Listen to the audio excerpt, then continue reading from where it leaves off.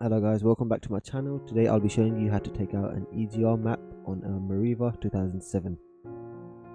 First thing we're going to do is open up the software Professional EGR Remover.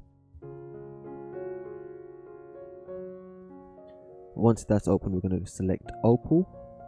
We're going to select EDC 15, generic switch, and then we're going to go onto the Meriva folder and click open on the original file. And that says EGR map found, so what we're going to do is click OK, and now we'll just rename this new file.